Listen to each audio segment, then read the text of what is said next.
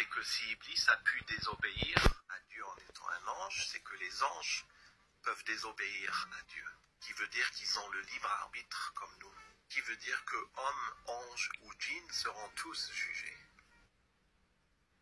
Donc tu dis Iblis en tant que ange. C'est comme si je disais une vache en tant que chien. C'est pas logique. Dieu nomme ange ce qui est ange et nomme djinn ce qui est djinn. Et Iblis, il y a des versets qui le confirment, il était parmi les djinns. Il n'a pas dit qu'il est devenu un djinn par après. Et je peux te apporter le verset qui le confirme.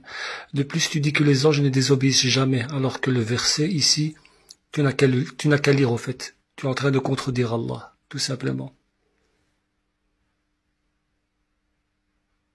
A dit que tous les anges se sont prosternés, sauf un, Iblis, c'est que Iblis était un ange. Le Coran qui dit que Iblis est devenu du nombre des djinns après son refus d'obéir. Ce que tu dis est totalement faux.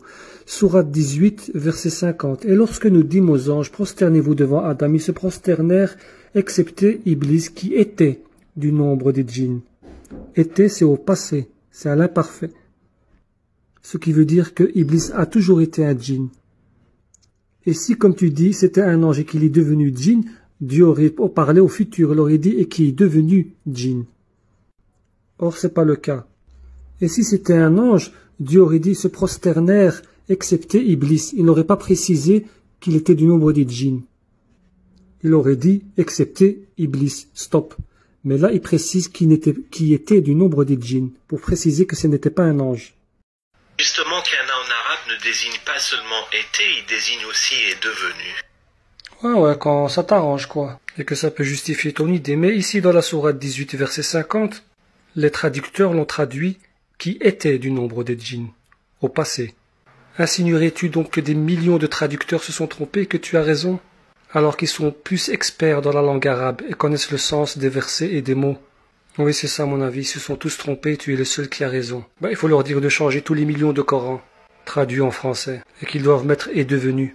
Il y a une différence entre chercher la vérité dans les versets et chercher des versets pour justifier ses idées. De plus, Iblis ne peut être un ange, car Allah affirme que les anges ne désobéissent jamais à leur Seigneur. Serais-tu en train de contredire Allah? C'est une affirmation par Allah. Lis bien, jamais. Il y a marqué, et font strictement ce qu'il leur demande. Iblis ne pouvait pas être un ange. Je crois qu'Allah ne sait pas ce qu'il dit. Le Coran est un livre détaillé et précis. C'est que si Iblis a pu désobéir à Dieu en étant un ange, c'est que les anges peuvent désobéir à Dieu. Qui veut dire qu'ils ont le libre arbitre comme nous. Qui veut dire que hommes, anges ou djinns seront tous jugés. Alors donc d'après toi, les anges vont être jugés aussi. J'attire ton attention sur ce verset de la sourate 51, verset 56. Allah il dit, je n'ai créé les djinns et les hommes que pour qu'ils m'adorent. Il n'a pas cité les anges. Donc si les anges devraient être jugés, ce serait un jugement injuste, vu que eux, Allah ne leur a pas ordonné de l'adorer. Et on sait que Allah il est juste et impartial. Comment veux-tu que quelqu'un qui n'a pas été ordonné d'adorer Allah soit jugé, vu qu'on sera jugé sur cette adoration, et que les anges, Dieu ne leur a pas ordonné de l'adorer. De plus, dans le Coran, il n'y a aucun verset qui affirme que les anges vont être jugés. Non, ce n'est écrit nulle part dans le Coran. Alors arrête de dire des bêtises. Et tu peux voir que je n'ai jamais utilisé aucun hadith. Tous mes arguments sortent du Coran. Sinon... Donc tu dis que les anges, quand ils désobéissent, ils perdent leur statut d'ange et deviennent djinns. Tu insinues donc que Iblis était un ange, et comme il a désobéi, il a perdu son statut de ange, et il est devenu djinn. Ok, au moment où il reçoit l'ordre alors, il est ange ou il est djinn? Si tu me réponds qu'il est ange, forcément c'est ce que tu vas me dire. Je te réponds alors que les anges ne désobéissent jamais à Allah, et on a vu le verset. Donc au moment où il reçoit l'ordre de se prosterner, tu vas me dire il est ange. Parce que c'est en désobéissant qu'il perd ce statut et devient djinn. Mais le problème c'est que les anges ne désobéissent jamais. Comme l'affirme Allah subhanahu wa ta'ala.